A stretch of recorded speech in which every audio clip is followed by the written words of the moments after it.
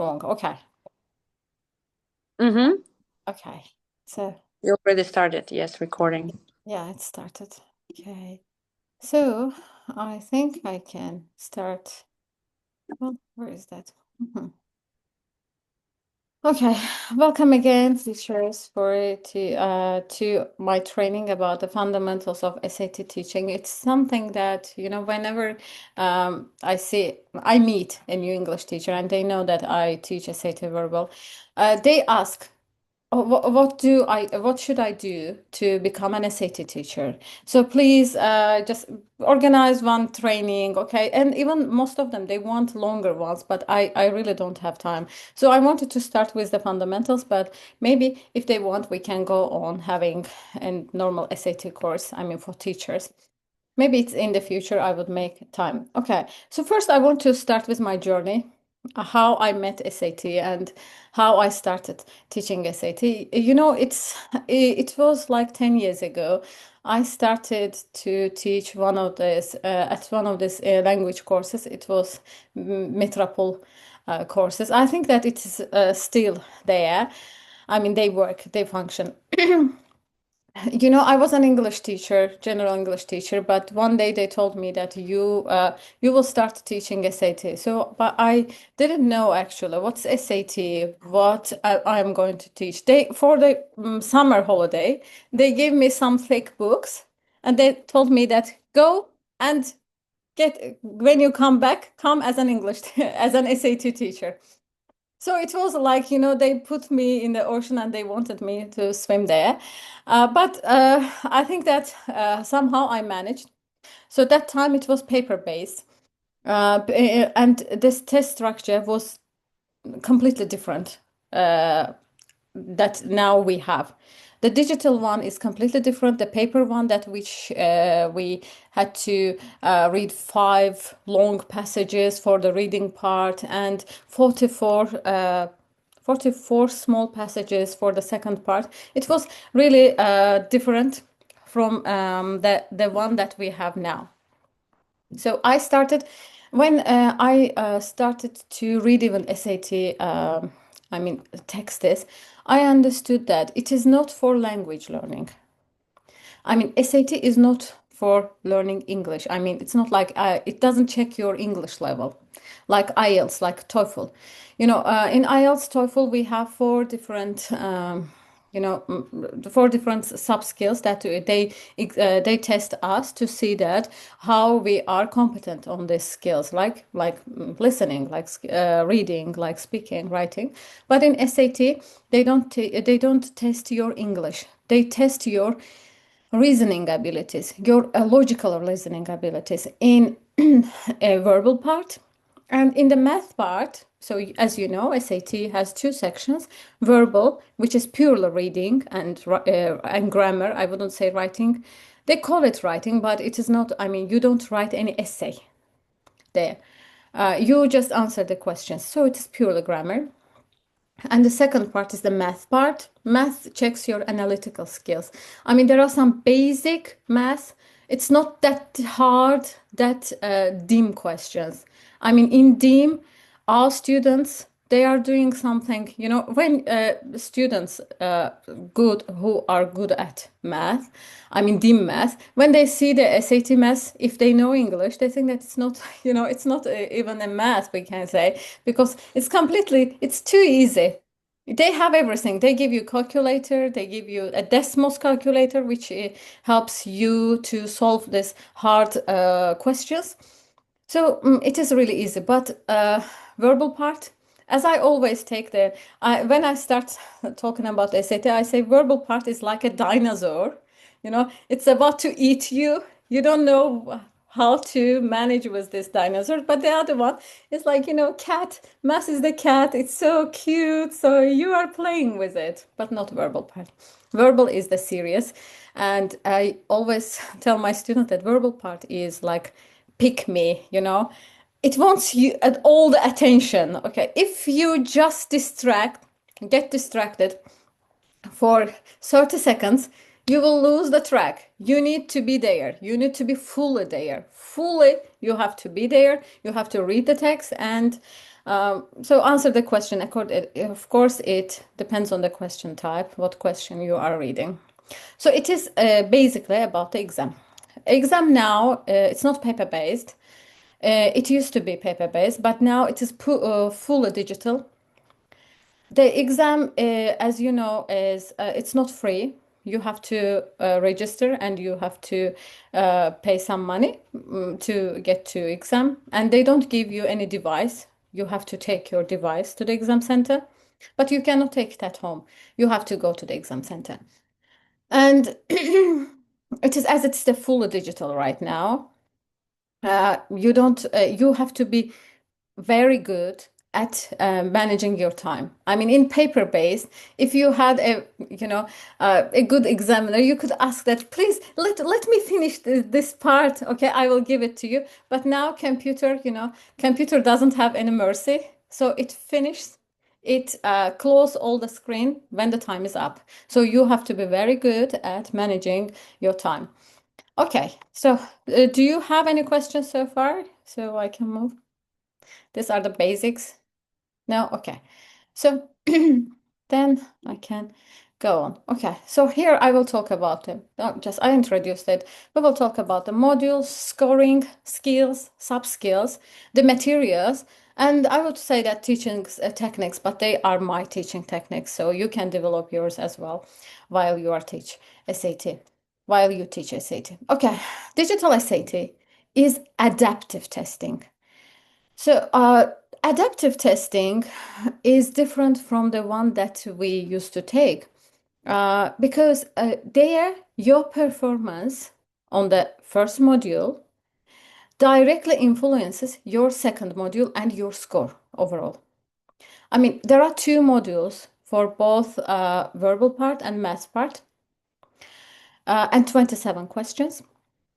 And they give you 32 minutes for 27 questions. So your performance on the first module, I mean, if you did really well in the first module, you will get harder questions in the second module. So when you get harder questions, so for most of the time students say that it's unfair because I did well, why I get hard questions? Because they think that if you do these questions, so it means that your ability, academic ability is high, so they give you hard questions and it directly influences your score. So you will get higher score.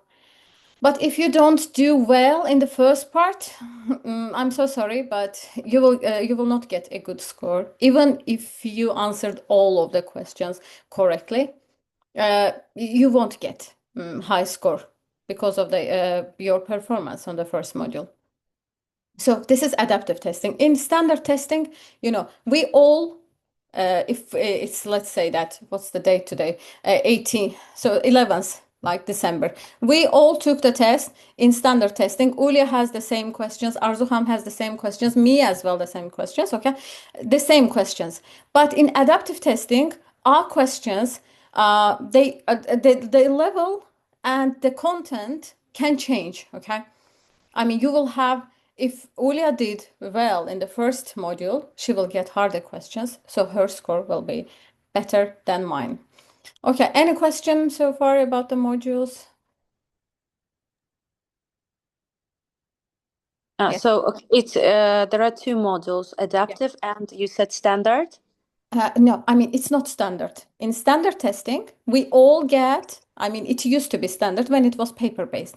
We Right all now got it's only adaptive.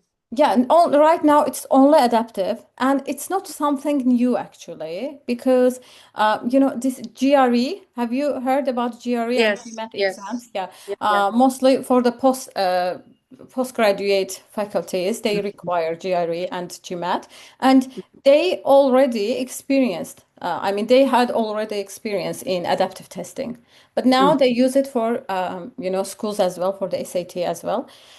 I mean, I and just for example, Arzu Hanım will not have the same questions. Even if we take the same exam on the Okay. same date, we won't have the same questions.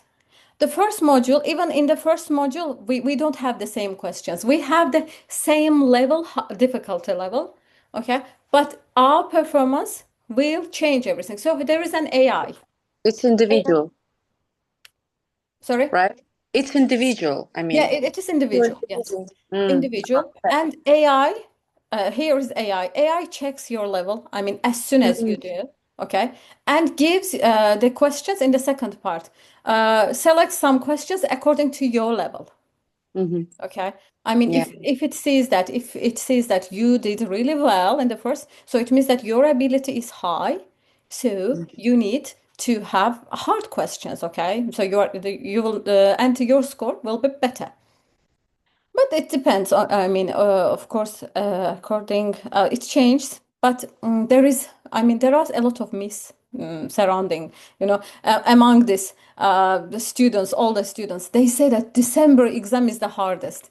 May Mm. exam is killing, but there is nothing, there is nothing like this. I mean, they can be slightly difficult, slightly easier, but it is slightly. It's not like December is killing, but May has mercy. I don't know. August is the easiest exam. There is nothing like this. Okay. I mean, all the questions, the difficulty level is the same, but questions, of course, change according to your level. Mm. Well, I mean, if you did well in the first module, you will get higher score. Okay. So let me go. Okay, so I talked about this part. That's digital. Digital SAT, we have hard and easy part. So to change the according. Okay. So and what type of questions we have? As I said, uh, we only have reading questions. I mean, in reading, even if you think that about the grammar part or punctuation part, you will be given the same like short text. Okay, they can be 4 and 5 lines. They give you 4 and 5, one paragraph. 27 in each module. One paragraph text they give you. So you have to answer these questions. I mean, you don't have one long passage and 5 questions according to this text. No. So you have only one question and one passage. One passage, one question for each question. So there are 4 skills that they are checking. These are first, craft and structure, they call it, information ideas, standard English convention, and expression of ideas. And here is the one thing I think, okay, so I will talk about in scoring. Okay, so craft and structures, information ideas, standard English convention. Here, standard English convention, by the way, means grammar and boundaries. When they say boundaries, they mean punctuation. So you have to be proficient at punctuations as well. I mean, this is the weakest part, because in general English, when we teach general English, we don't teach them punctuation. Yeah, we teach them, but slightly. Even in IELTS, we don't teach this punctuation marks, how to use them so deeply. It's a something that students, yes, it challenged them, the boundaries. Then grammar is a way easier than dim grammar. I mean, here are some topics, but it's not. I wouldn't call it even grammar. It's not grammar. It is syntax. It doesn't go for the individual words. It goes for the sentence structure. So you have to know typical English structure, like subject comes, then verb comes, object comes. Okay. So you have to know fully about non-essential parts. I mean modifiers, this describing phrases. Then you have to know everything about verb forms and their function as a verb in the sentence. So it challenged students too because this part it's something that they don't learn it when they learn English. So this is academic one. It is different. You have to know English, and you have to, I would say, you have to have a reading habit. If you didn't develop this habit, it will be really difficult. I mean, some students come to me, they have really good English. They talk, they listen to, they watch movies, okay, but they don't know English in an academic way. So it is really difficult for them to understand the texts. So as you have to read and you have to find this reasoning, okay, logical reasoning there to answer the question and expression of ideas. So the huge, the largest part here, it's the craft and structure. In craft and structure, it comprises 28% of the all questions. Craft and structure. What kind of questions we have in the craft and structure? It is wording context, it's pair passages, it's structure questions, structure of the text. In information and ideas, I would say that for the students who like English reading, who like reading in English, I mean articles, this part will be easy, but maybe the most challenging part for the students who who is not sensible, I would say, but it can sound very rude, but if they are not sensible, it will be really difficult for them to get this information ideas part right. Even I had a student, I mean, we had online lessons with her. She lives in US, so she goes to US school. I mean, she goes to high school. She knows English. I mean, she understands everything when we read, but she couldn't bring this logical ending there. And she said that I cannot I cannot here bridge this gap, okay? So I cannot bridge them, connect these ideas. So it is something that you should have more than English. I mean, the English is a must, so you have to know English, but it's not just a English test. Okay, then standard English convention. I talked in expression of ideas. In expression of so information ideas is also comprised like 26%. Standard English convention, it also 24 and 26%. And the least one is the expression of ideas. There are two type of questions. So we will look at all type of questions one by one. Here you will see some linking words, like, we call them transitions in SAT, but in IELTS we call them linking words, like however, nevertheless, on the contrary, I don't know, granted, admittedly, of course. There are lots of transitions, and I always tell my students, they say that, teacher, do we have a complete list of transitions? I said that I have an almost complete list. It's almost complete because every exam they add some new transitions there. So every exam, after the exam, they release mostly the questions. I start to write new transitions. Okay, new transition to the list. So it is something that you have to know English in order to understand the meaning. Okay, and there are some student notes questions, which is students, I would say that favorite questions. So I will show you because it's really easy to get the correct answer, but now they are changing. I know they are changing the structure. They don't want the students to learn the tricks and use the tricks to get the answer. So they change this, even question types they change sometimes. Okay, well, so in craft and structure, we have wording context, text structure, and cross-tag connection questions. So I will show one by one, okay? So in craft and structure, and I will go on with my presentation, okay? Well, let me just share my screen to show you, okay?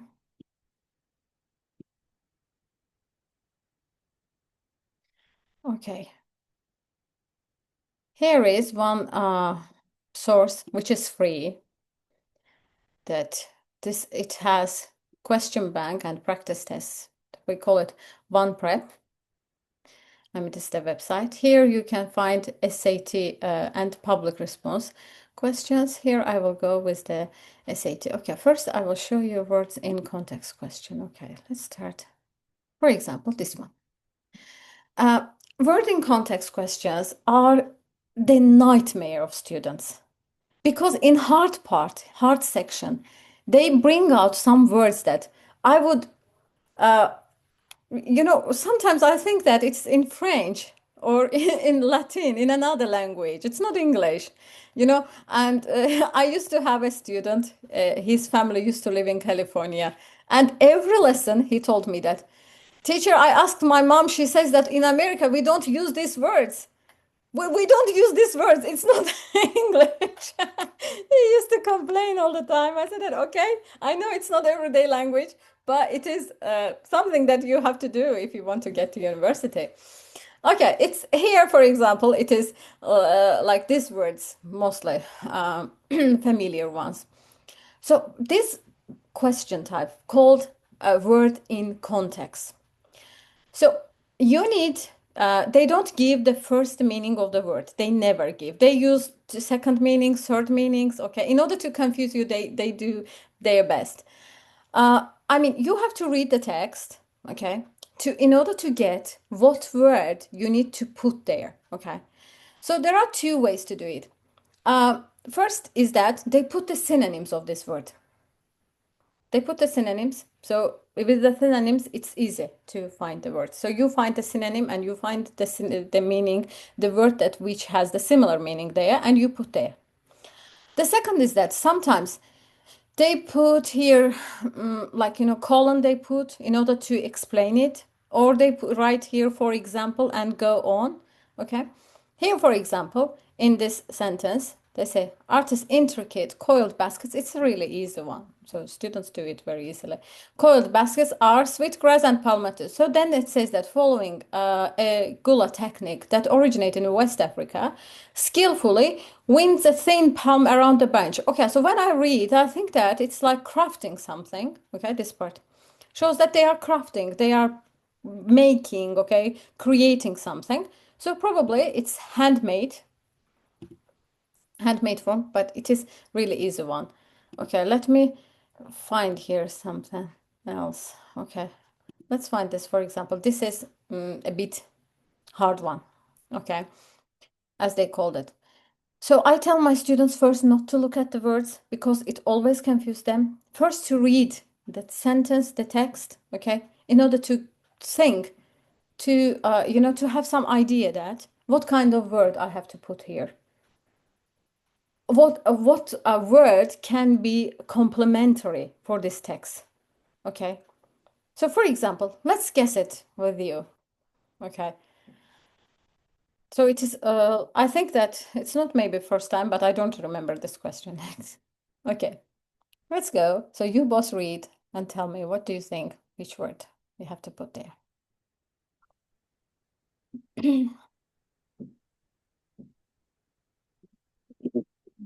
Sure. Here says, Charities can mitigate this effect by compensating donors.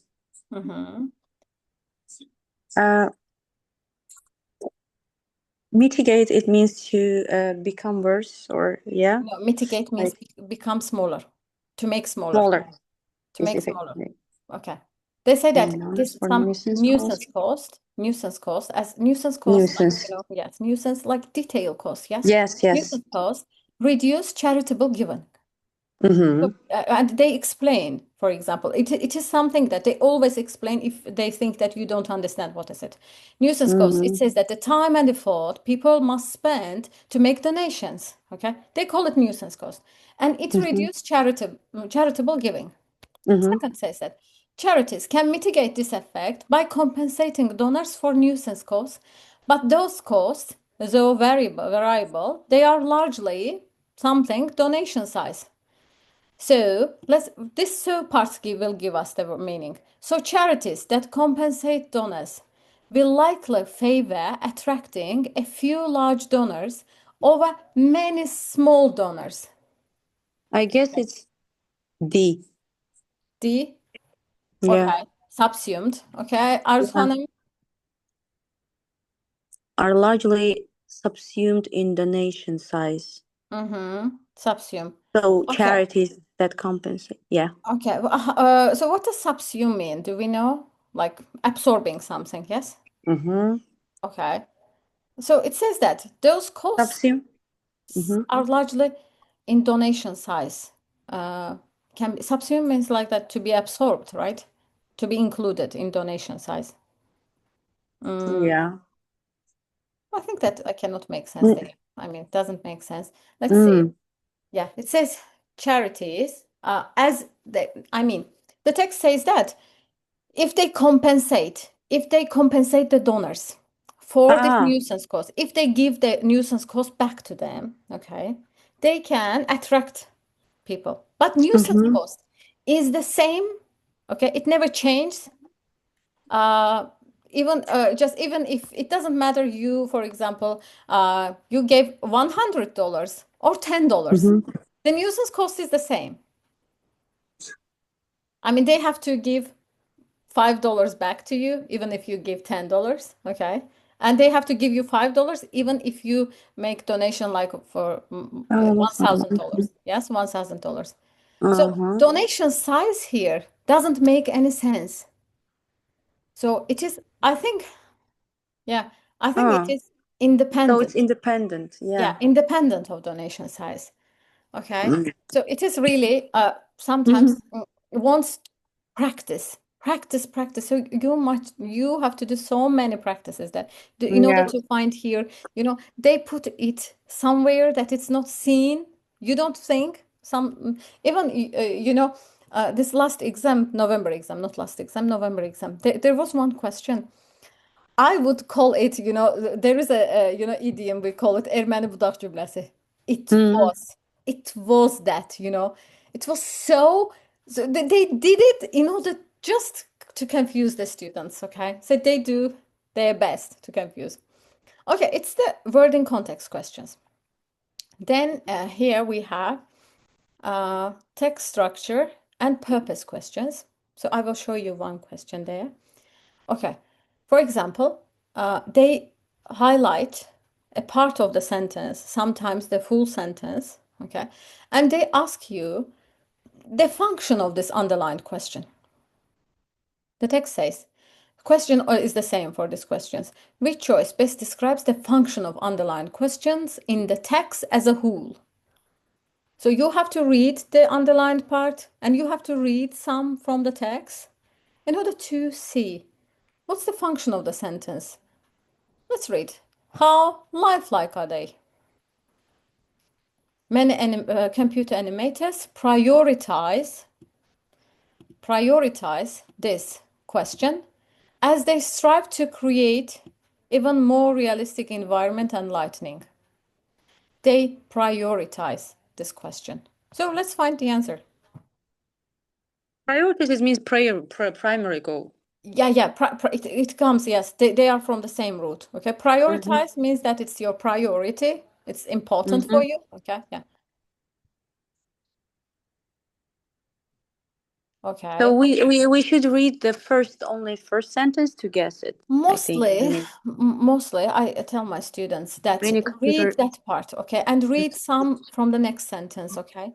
But if you don't understand, then read the text. Um, Mm-hmm.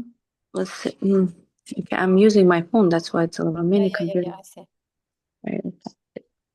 Trying to create realistic environments and lightning. Mm-hmm.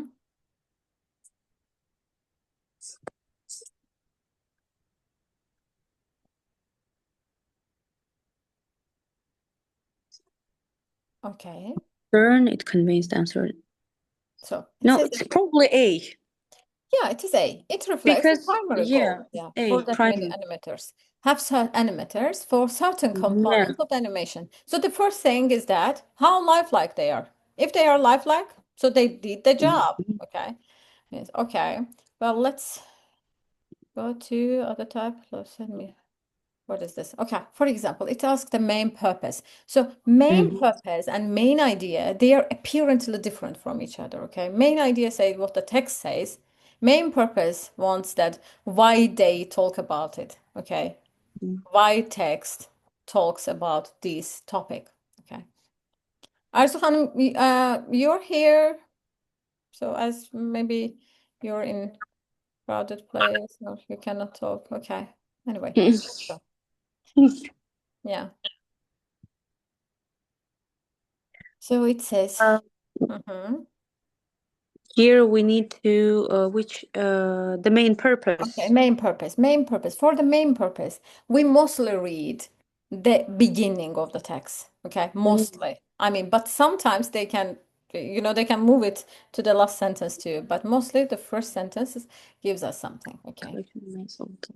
No.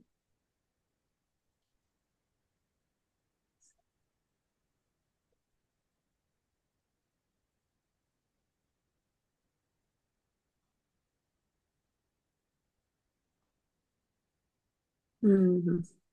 Mm-hmm.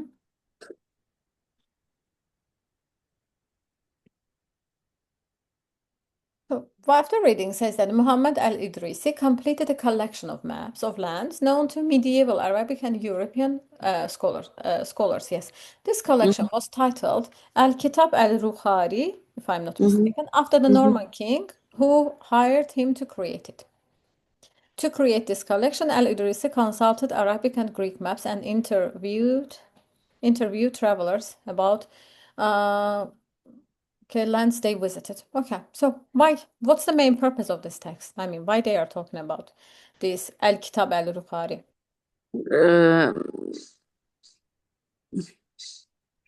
His main purpose was to collect, yeah, I mean, what's the collect text purpose? Why the text a talks text about, yes. to discuss Okay, the does it benefits of talk about the discovery, benefit? and how travel, uh, Does it talk collection about and how benefit? Benefit means advantage. benefit, advantage. No, No, we don't have that. no, there is no. To explain how travelers created maps. To Uh, explain. Yeah, so how travelers created maps.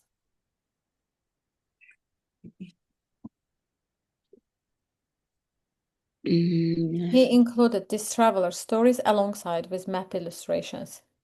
Then it says that to describe a collection of medieval maps and how it was created. no, I think no. C is not like to describe a collection of medieval maps. Mm-hmm.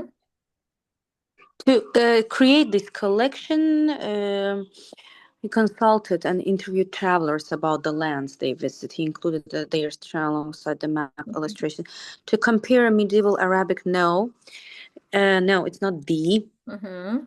So I'm between B and to explain how travelers create maps or to describe a collection of medieval maps and how it was created. Mm. Yeah. So it can be annoying, right? Yeah. Oh my God. So then my students say that I guessed the answer, teacher. I guessed the answer. He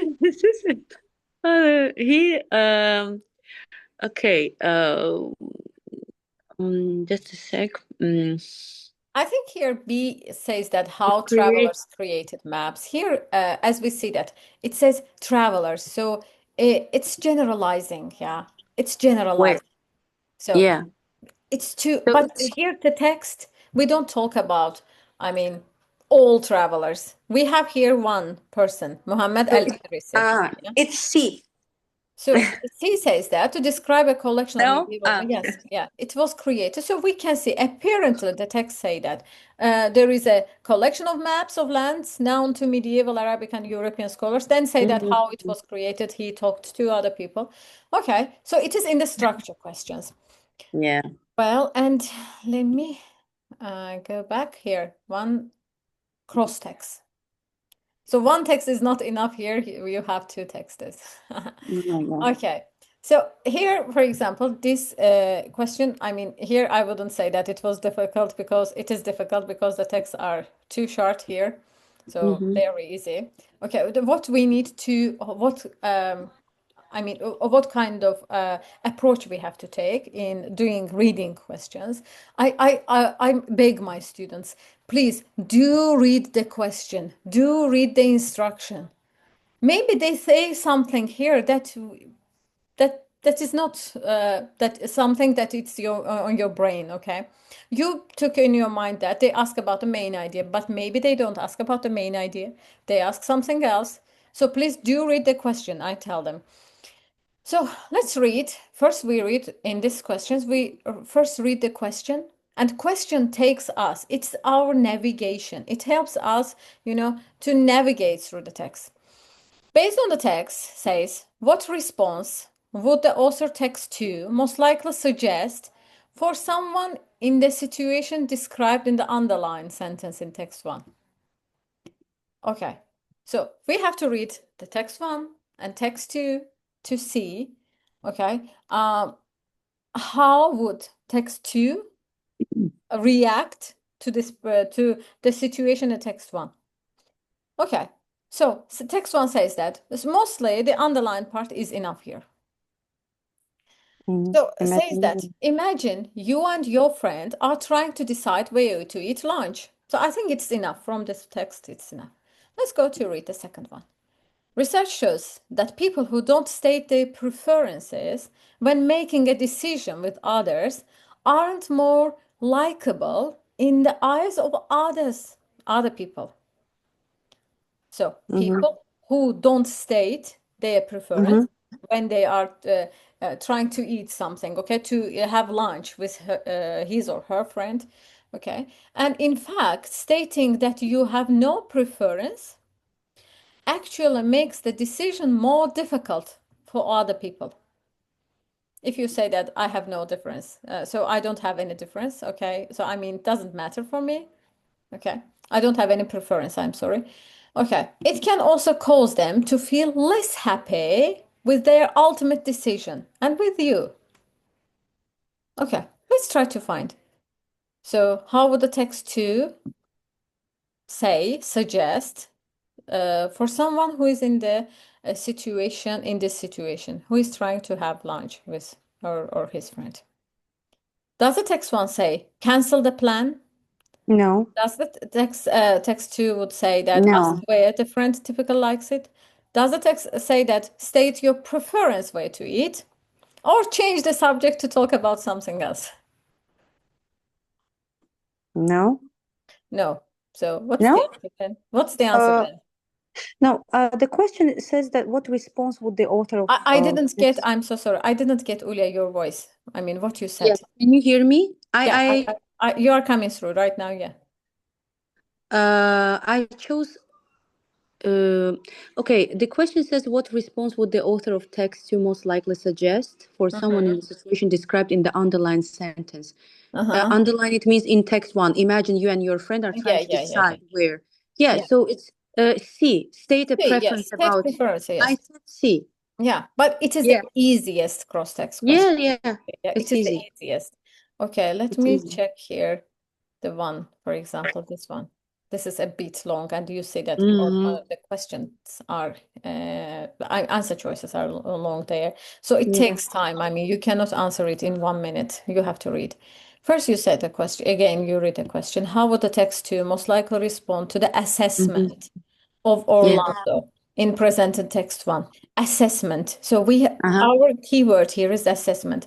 I mean, we have to find that how the text one assess Mhm. Orlando. So as we say that it's written in italics, so it means that it is the title of a book or of a Mhm. novel or maybe a drama. I don't know. I have to go to the text. But I say that it's written italics, so it has different font. If it has different font, it means that it is the title of something. Let's go. Says that Virginia Woolf's novel Orlando is an oddity within her body of work. Her Mhm. other major novels consist mainly of scenes of their everyday life and describe the characters' interior states in detail, whereas Orlando propels itself through a series of fantastical events. So we understood that Orlando is different from Virginia Woolf's other works, completely Yeah. different. So it is fantastical or something. Okay, Mhm. let's say the text 2 says about it. Text 2 says that, like Woolf's other great novels, Orlando portrays people's memories, inform their experience of the present. Like those works, it examines how people navigate social interaction shaped by gender and social class. Though it is lighter in tone, lighter, so it admits that Orlando has a different tone, but says that it is similar, it is consistent with the other works. So now we have to find it in the text. We have to find it in the answer choice, I'm sorry. So let's Um, read A. But A says that by conceding, like concede means admitting, by Mhm. admitting Woolf's talent were best suited to serious novels, but asserting that humor in Orlando is often effective. I don't Mm, think that she no, says that's serious now. B no, says by agreeing that Orlando is less impressive, but the text says that Woolf's other no. great novels portrays, yes. C It's says not that, less impressive. yeah. By acknowledging that Orlando clearly differs from, uh, yeah, by concurring that the reputation. I think it's C. Okay, it says that by wolves. No. I always say that read until the end. Ah, But it says, yeah. wolves are the major novels, but I don't know. I am also reading with you. Wolves Insisting on are the its. Mhm. insisting on its centrality to her body of works. Nonetheless, let's see. It looks like the correct answer. Okay, let's go to D. Okay, but as I am reading with you, Julia, I don't have any Ah, idea. okay. By concurring that Yeah, the maybe to C by concurrence. reputation as a minor work has Work led has led readers to overlook this novel by maintaining that the to. reputation is unearned. Okay. But I think that they didn't say anything that it's unearned. I mean, unearned means that not Yeah. deserved. Yes. So Yes. probably it is C. You're right. But Yeah. again, yeah. So I tell them to read until the end. This is text, craft, and structure questions. Mm-hmm. Okay. I mean, they are like in this type. Okay. I mean, and for it, they come first in the modules. Okay. I will show you at the end how the text looks like. I mean, what kind of what kind of questions come first, then follows how it follows. I will show you. Okay. But so these are first seven, eight, sometimes nine questions are from these skills. Word, I mean, word in context, then text structure and paired passages. This. Yes. Okay, well, let me go back to my PowerPoint. Okay, so this is the text and craft and structure part. So in information ideas, uh, this is, I mean, the part that here we have easy questions and we have the most, I would call it that the most difficult question. It is the inferences. I mean, here you need to complete the text. I will show you these questions. Okay, here central ideas and details. They are easiest type. I mean, they have very clear question. So you read the question and go to the text and find it. There is command of evidence. Command of evidence questions. There are two types of command of evidence question: textual one and the one with the graphics. They give you a text and a graphic, so you support the text with the graphic. Okay, you have to bring some data from the graphic, or it can be table, it can be bar chart. Okay, anything. You will bring some data there to support the conclusion in the passage. Okay, or sometimes you need to complete it. And inferences. Now let me go to show you this question types. So you would say, okay. So here this information ideas, central ideas and details are students' favorite. Okay, it has a very clear question. For example, the text says that based on the text, what can be concluded about the diminishing popularity of portrait miniature in 19th century? So diminishing means, decreasing popularity. So Yes. portrait miniature got just lost its popularity in 19th century. And Mm-hmm. what we can conclude about it? I mean, what can we get from the text? Let's see. Says that a common assumption among art historians is that invention of photography in the mid 19th century displaced the painted portrait in the public consciousness. The diminishing popularity of the portrait miniature, which coincided with the rise of photography, seems to support this claim. Mm-hmm. So photography came, okay, and just portrait miniature started to lose its popularity. However, photograph's impact on portrait miniature may be overstate. So overstate is a negative word, right? So it says that maybe it's not the only factor there. However, photography's impact on may be overstate, and it says that although records from art exhibitions in Netherlands from 1820 to 1892 show a decrease of number of both full-sized and miniature portraits submitted. This trend was established before the invention of photography. So what can be Mhm. concluded about the diminishing popularity? Mm, Factors other than the rise of photography may be more directly responsible Mhm, for the portrait miniatures decline. mhm. Factors Uh, other than no, rise of photography. Other factors? No, I think maybe more. Although portrait miniatures became less common than photographs, they were widely regarded as having more artistic merit. The popularity of the portrait miniature likely persisted for longer than art historians have assumed. Mhm, As demand for portrait miniatures decreased, portrait artists likely shifted their creative focus to photography. mhm. Mm. About the diminishing talk. The diminishing Mhm. offers support. So I think that Uh, D is out because the text doesn't say anything about the shifting their creative focus to photography, right? So this D is uh-huh. out, I think. C says Mm-hmm. that popularity likely persisted for longer than art historians have assumed. I think No, the text doesn't support it as well. no, yes. B says that although portrait miniatures have become less common than photographs, they were widely regarded as having more artistic merit. So it can be true. I mean, I Mm-hmm. don't say anything. An artist can came say that it is true. So she says right, Mm-hmm. but I don't know. The text doesn't say it. Okay. If the text doesn't Mm-hmm. say it, I say, even they say that the sky is not, blue, it's something else, green. So you have to admit that it's green. Okay. Because the text says that it's green.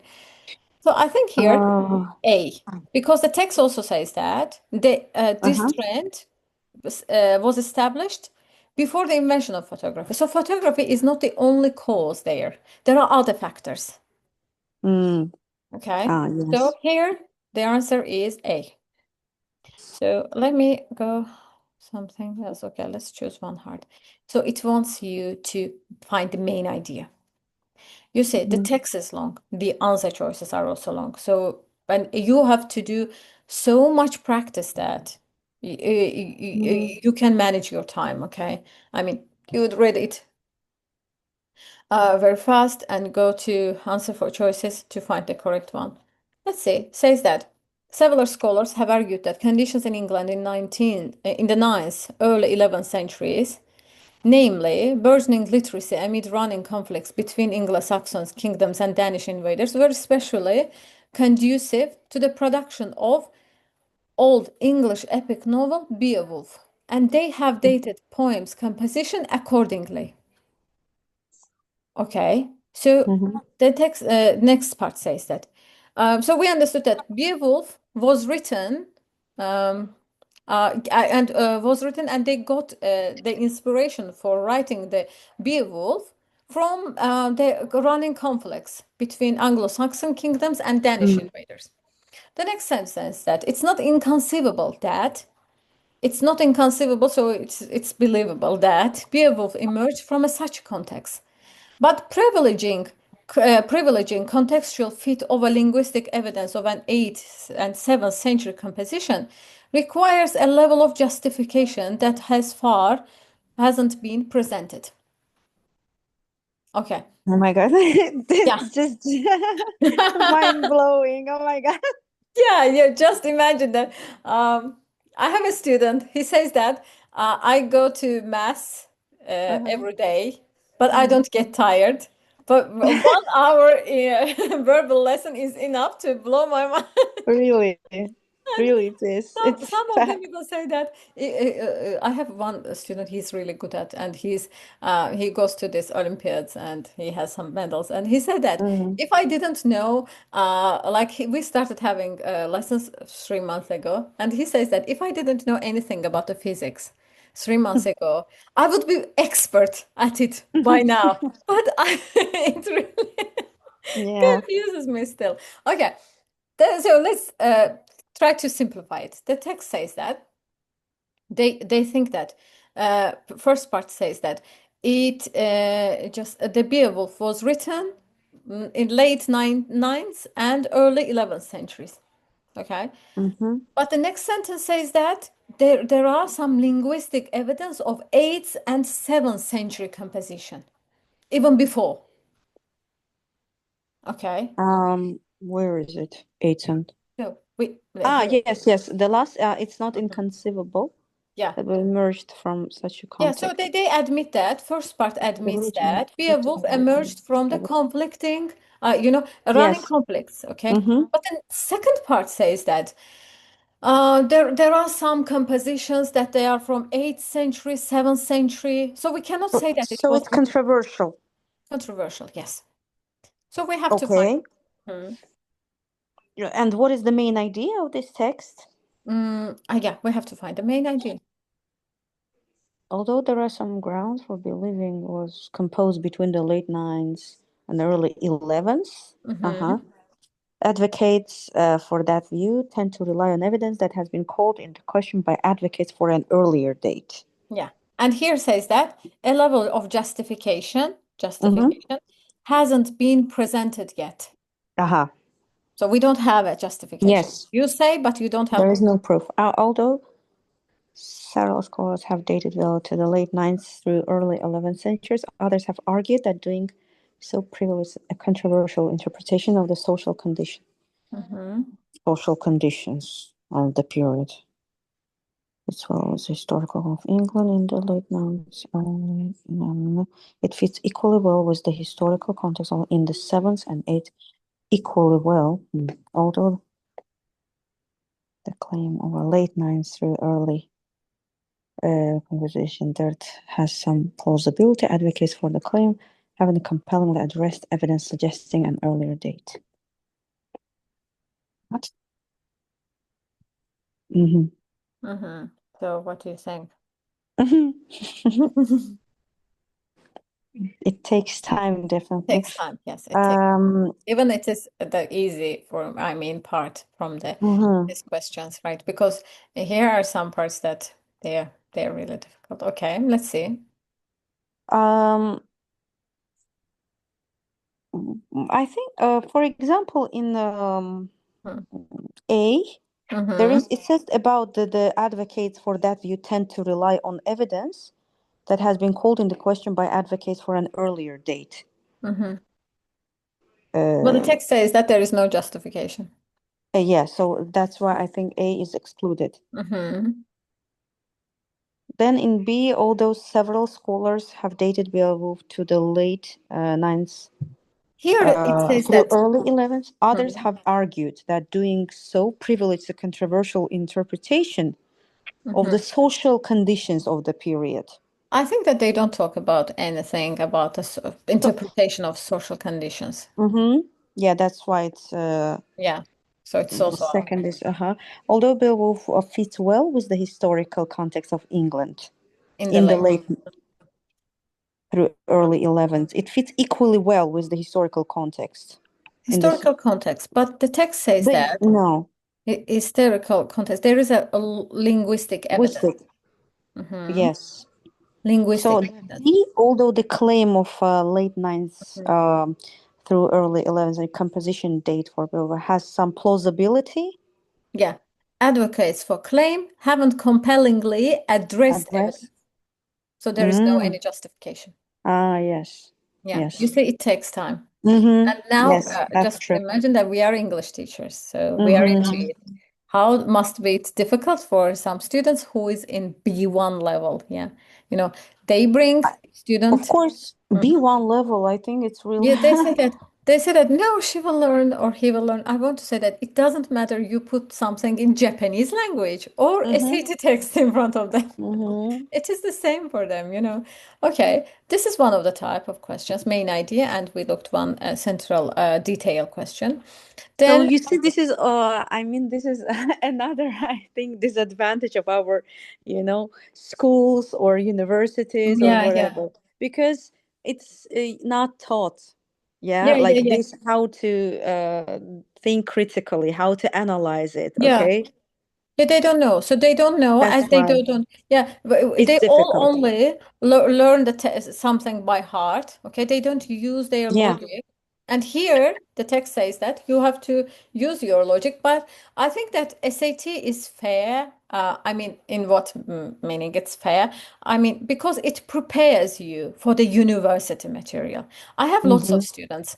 I mean, they struggled when they learned reading articles. We read articles together, I mean, many articles. And now, when they come back to see me, they say that, teacher, thanks to these articles, now I Mm-hmm. understand the university material.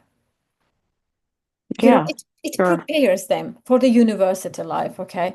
But I mean, what we learn for like preparing DEEM, we learn lots of stuff and we go to university, and university is something else, you know. It Yeah, doesn't, yeah.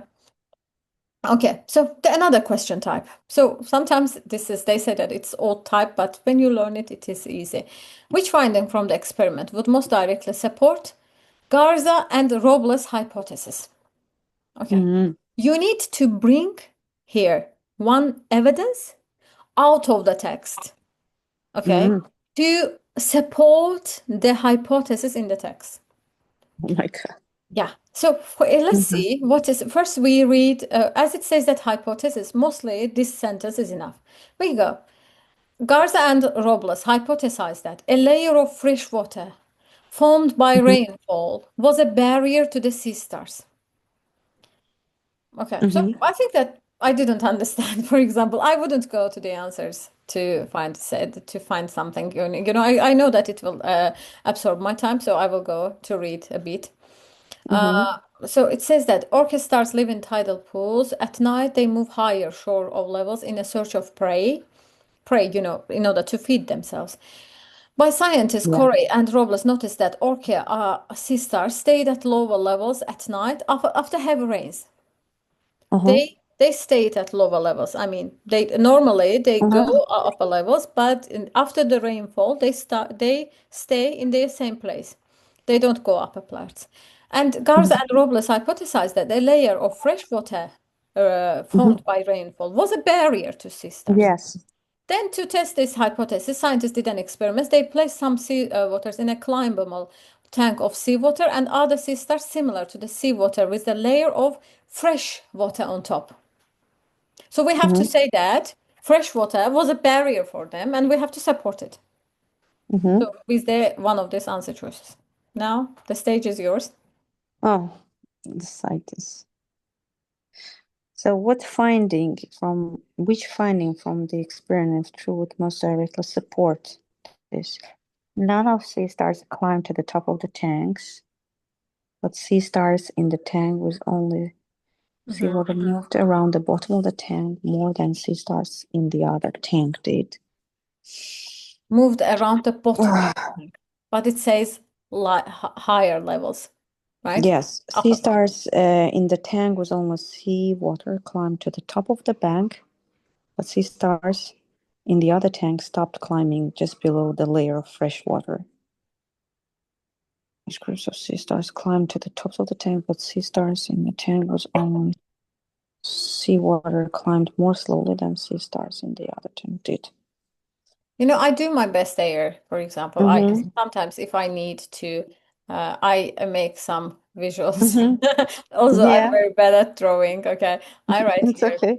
sea star. Okay, it is the fresh one. Okay, in the fresh one we have a barrier, so they cannot go back. But here it is easy to go up. Okay, so we have to Mm-hmm. support it. We have to say the sea star, seawater without fresh water goes fish can move, can go upper parts, but Uh-huh. here they have barriers so they cannot go. So I Uh-huh. think so the sea, for example, says that more slowly. The text Uh-huh. doesn't say slowly, says that completely stops, right? Yes. D says that with seawater stayed the near only seawater stayed the bottom of the tank, but climbed. But it is opposite. Here they Oh, cannot go. They cannot go yet. They have the barrier, so they with cannot only go. sure mostly Yeah. stayed near the bottom. B says that Like sisters sister. in the tank with only seawater climbed to the top. So it is true according to this visual. But sisters Uh-huh. in other tank, I mean with the fresh one, stopped Uh-huh. climbing just below the layer of the fresh water. I think it's the correct answer. So let's check because Sister it, should only see what. Uh-huh. they can go. Okay. Climb to the top, but sister on the Mhm. other side. Yeah. Yes. Yeah. You say Mm-hmm. it's not English. Yeah.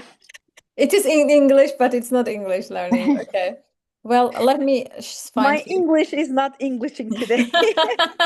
So here they say sometimes they want you to support, sometimes they want Mm-hmm. you to weaken the hypothesis. Mm-hmm. So first of all, you have to read because whenever they put something weakening, they always Uh-huh. put something similar and students choose it. I say that, did you read? They said, I didn't read. It was weakening. I mean, you have to read. You have to highlight. You have to highlight. Sometimes you need to make the visuals. So Yes. yeah. So this one, for example, it is one with the graphic. Okay. Mm. Which choice most effectively use data to complete the text? So in the completion of the text, they are a bit easy. I mean, reading the last sentence mostly is enough. Mm-hmm. Okay. So they say that a student is researching those percentage and find that for the marketing year 12-13, so we will look at this one. The percentage of maize exported by, now we have to go there. Okay, we will look at only we know that our focus is here. We have this is Argentina, this is Brazil, and this is United States. We see that United States is the least one, Uh-huh. Argentina is the highest, so Mm-hmm. Brazil is between. So we have to say it in the answer choice. So for example, it is easy. You don't need to read much from the text, only last sentence. Mm-hmm. So it says that the highest is Argentina. The highest is Argentina, the lowest is United States, so Brazil is between. Mm. Brazil exceeded the percentage exported by Argentina for the first time. Argentina, For the first Brazil. time. Is it the exceeding? No, no, I no, mean, no, no, Brazil no, didn't no, exceed. Yes. no. Argentina, let me, decreased from the previous marketing, but remained the highest among the three. Um, mhm. And the US reached its highest point. No, during the no. Um, it's So it's mountain not Brazil. highest. No, United it's not States D. didn't reach highest. No, no, Okay. no. So, It's and not it is B. Brazil. It's not B. It's not Brazil D and B. increased from previous, but remained lower than. But Brazil didn't. No, no. It's just it's C. Yes, Yeah. Argentina Argentina decreased from decreased the from the previous. previous marketing year, but remained highest among three countries. Okay. Mm-hmm. So this is, and here the From the one that previous. is the difficult one. It is Mm-hmm. inferences. So inferences is really sometimes can Oh be yes, inferences. They are yeah, like in TOEFL also. I remember this type of questions to infer to make yeah, inference. It's like to make it was inferences. really difficult. Yeah. Here, for example, I cannot give any tactic. I mean, I don't have any technique for it. You have to read.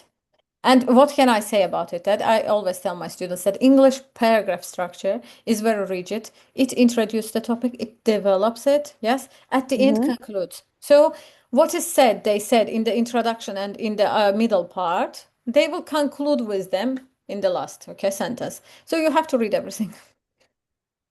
Which choice most logically completes the Completes text? the text. They say Mhm. yes. Okay. Says that in her 2021 throwaway history towards a historiography of ephemera, Anne Garner discusses John Johnson's a devoted collector of items intended to be discarded, including bus tickets, campaign pamphlets. Johnson recognized that scholarly institutions was considered his collection of ephemera to be worthless.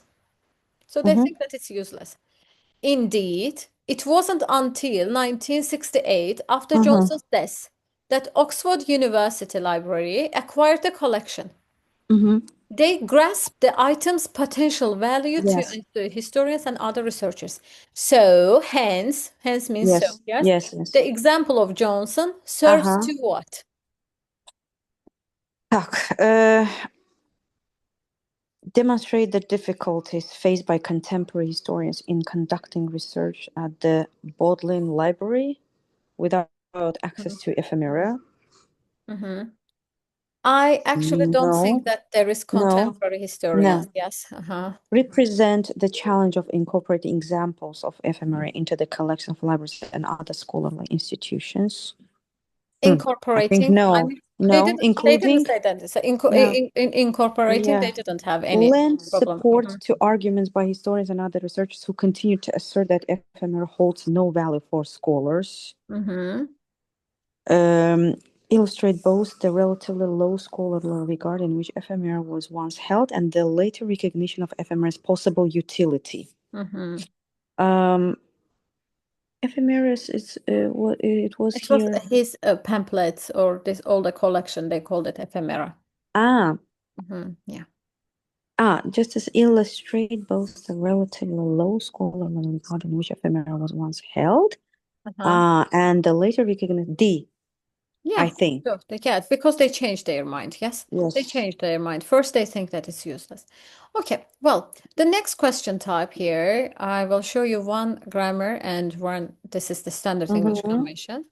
Let's look at Mm-hmm. one of the grammar. So this is actually one of the easiest parts. Students answer this one Yeah. without reading the Accurate. text.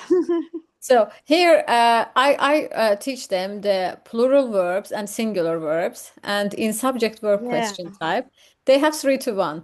For example, they know the answer is A. I mean, Mm-hmm. without reading. It's Yes, because yes. they have plural, plural, plural, and one singular, so it is. Yes, exactly. So then, for example, here, for example, it is a bit difficult. Here it won't It's give you, also grammar. it's also grammar, but more is the Choice. syntax. Here says that it always the question is the same, complex, so it conforms to the Uh-huh. conventions of the standard English. American Here, for abstract example, artist Richard Richard, Serra. Richard Serra, right? American Richard Serra. Mm-hmm. Intense. Uh-huh. Here we have the punctuation as well. Comma. Richard Serra. Bir dakika. Intends his installations. Mm-hmm. So here No. I what Intends his Mhm. installations to make passers-by keenly aware of how one's movement are affected by one's assembles. Assembles large still. Deməli, onda burada American abstract artist Richard Serra intending Yeah. məncə, hə? Intending. Intending Yes, his, because hə? this Because intending part, assembles. yes, it is the additional information. Yes, Okay. yes, yes. So we have to put it around comma, so intending. Yes. Right there. So let me go this to show one boundaries. Boundaries are the one that we use with the this all punctuation marks. For example, here the first thing I remember that in 2015 when I had first this SAT text test, I looked at the question, I said that this is the same. What they ask me, what do I do, what do I have to do there? This says writers, all says writers. Okay, but this small punctuation makes sense there. Okay, so Generations of mystery and horror writers have been influenced by the dark Gothic stories of Celebrate. Okay, but it's A. it's A here, yeah, because we don't put anything between subject and the verb. Yeah. So let me choose here one. So okay, for example. Okay, such interpretations are ultimately speculative. Speculative, though the object's gray coloration. I think here will be A. A. So here is that the Comma. though here is plays the role of the transition, not conjunction. So here Ah, says that such interpretation. speculative. Mhm. And here are we have two sentences. I mean, two subject verbs actually, two clause we have. Such interpretations are, so it is one of the clause. And here the Ah, second one, objects gray coloration may be incidental. Like, uh-huh. I mean, I have two subject verbs. If I have two subject verbs, there are three things that I can put them. Comma fanboys, period, semicolon. So Oh all my day God. long, I am so. Comma fanboys, period, semicolon. So you have to choose. If you have two sentences, you have to go with it.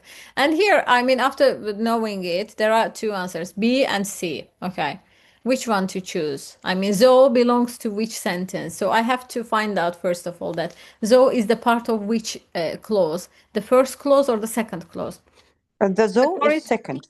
I Second. put No? always Zoe here, okay, What? in the beginning. Ah, We put, though such interpretations are ultimately speculative, but, ah. I mean, in the meaning of but such interpretations are ultimately speculative. Does it make sense? Yeah, it makes sense there. So it means that it's the part of the first sentence, first clause. If it's the part of the first clause, I have Mm-hmm. to put semicolon after it.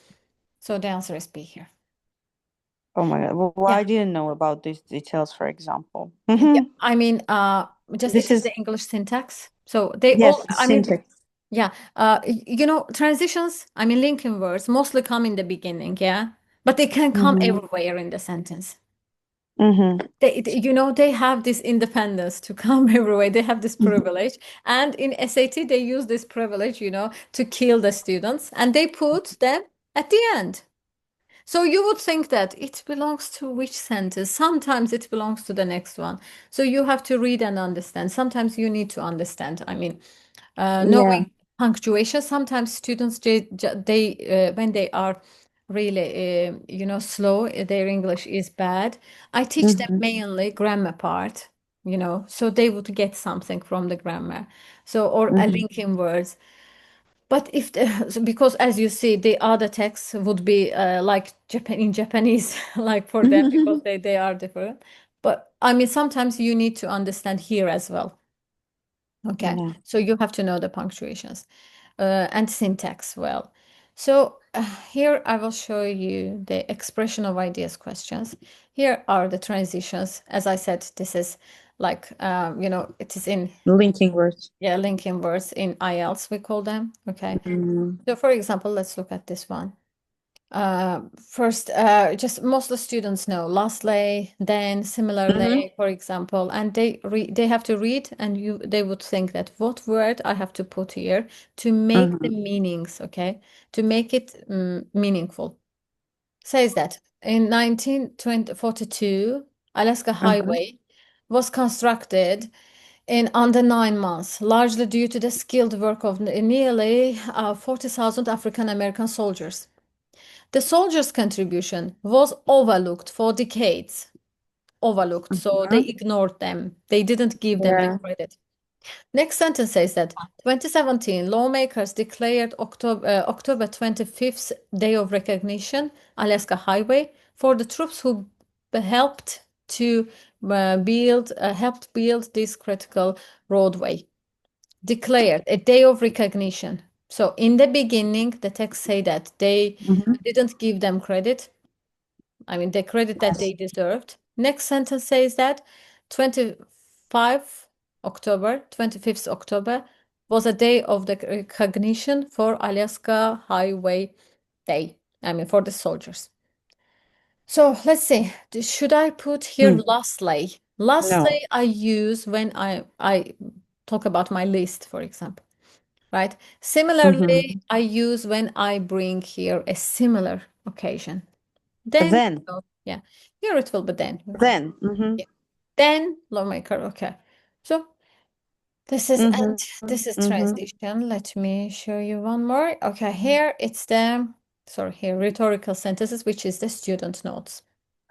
Okay. Mm-hmm. Student notes used to be the easiest part for the students who really has logic. Okay, because sometimes we don't read, most of the time we don't read. But me, for example, I never read the notes.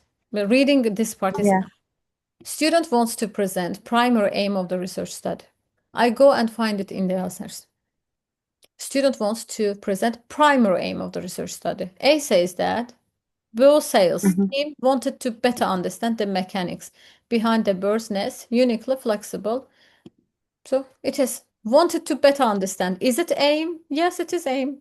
So Uh-huh. the question wants me to show the aim, right? Mm-hmm. Let me show you one. Okay. Student wants to contrast first class levels and second class levels.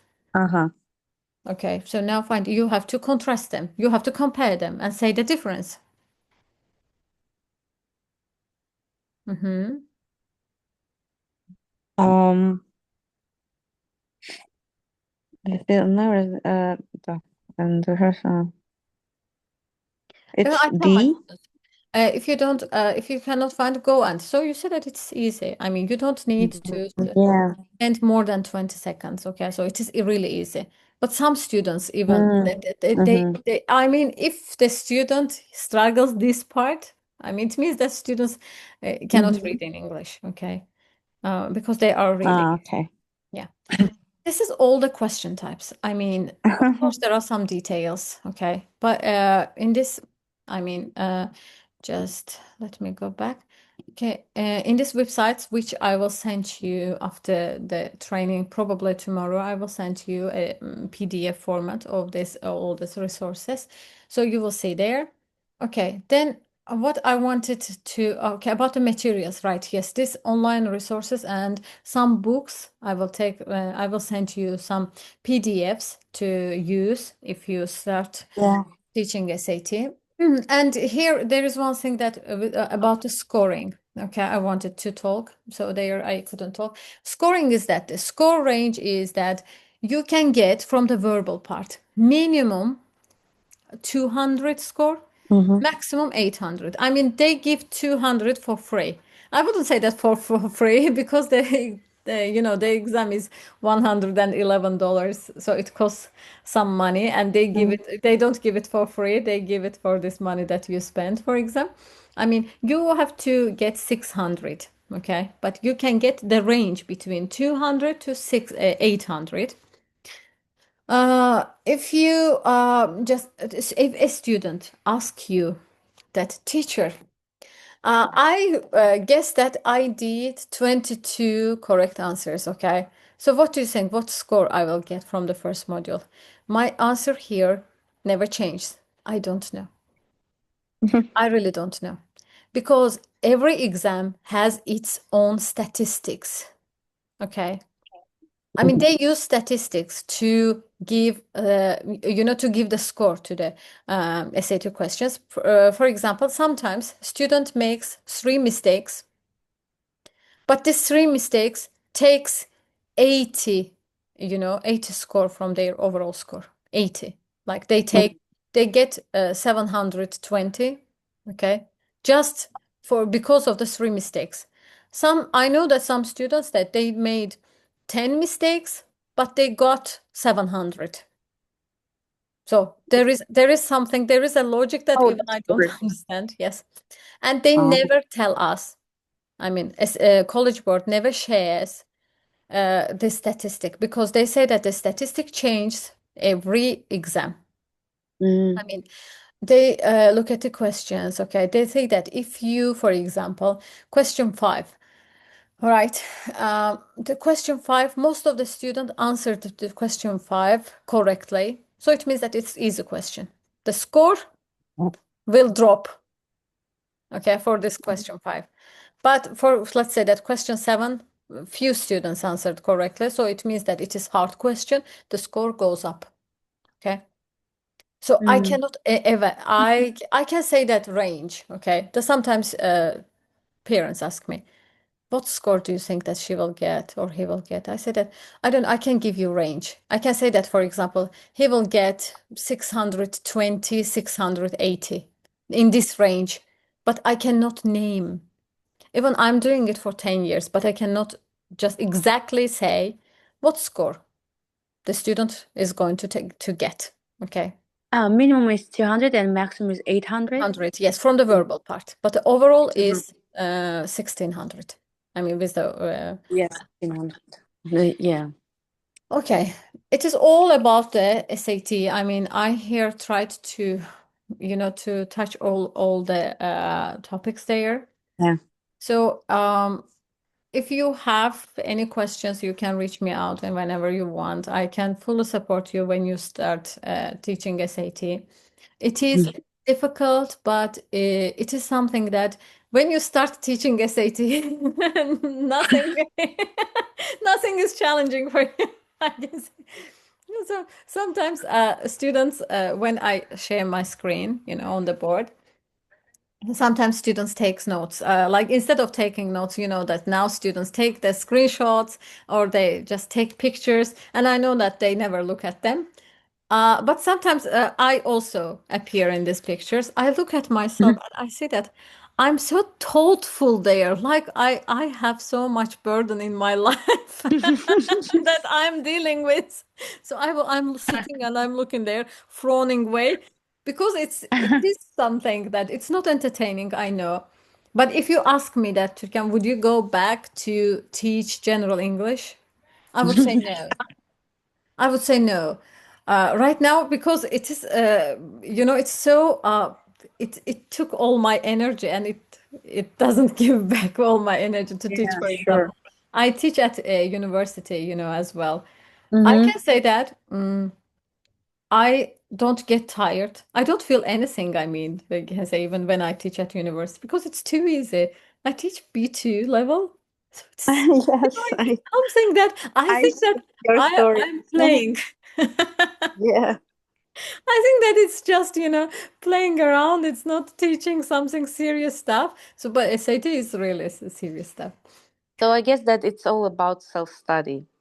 Like, I Yeah, mean, practice. yeah, yeah. It's You, it's practice. you need to like exactly dedicate some time for this. Yeah, yeah, exactly. It is. It requires. It demands it. If you want really get a good score there, you have to do it. You have to Mm. every day read something in English. I mean, the students Yes. who come to me, I mean, with a good reading habit, we always get a good score there. We always get because they know they read books, But is it they read about them. reading what exactly? Like Reading everything? reading literature. Because Mm-hmm. for example, I didn't show you because it didn't pop up there, but there are some poem questions as well. They ask Mm. the main purpose of the poem. Mm. Yes. So poems, and when I say poem, Ulia, I mean the Shakespeare time poems. They use Ah. archaic words. Oh yeah. Doubt though Yes. the stars are fire. Doubt though they use though Ah. instead of No, but you. I read modern English books, Yeah. that's why. Yeah. Yeah, I mean, you can have modern one, you can have old one. It depends, I mean. Um, so it depends on the exam what kind of Mhm. just poetry you will. You will have poetry, every aspect of the reading, but serious reading, I mean. Okay. So Mhm. there. Yeah. So it's purely reading. Okay. I hope that I answered most Okay. of the questions, ladies. Thank you for being there. Arzu Hanım, I didn't hear you, but I do believe that you're here listening to me. So I will send the recording if you want to watch it again. There are some teachers now, right now, they are writing and asking that when you are going to send the recording. I need to finish first to send the recording. Türkan Hanım, this time I was just a passive listener. I'm Yeah. sorry. I That is couldn't do okay. anything That's during the totally okay because discussions. you're always active. You're always here. Yeah, Okay. thank Thank you. you for being there with me and listening to this boring stuff. Thank you, Türkan, for your Thank you. time. Yeah, So whenever you have any question, you can reach me out. Okay. And I would Yes. like some, feedback to say if you share Okay. with me. Yeah, Okay. So I sure. would be very happy. Sure. Okay. Thank you. Good night. Have a Thank you. good night. Thank you. Bye bye.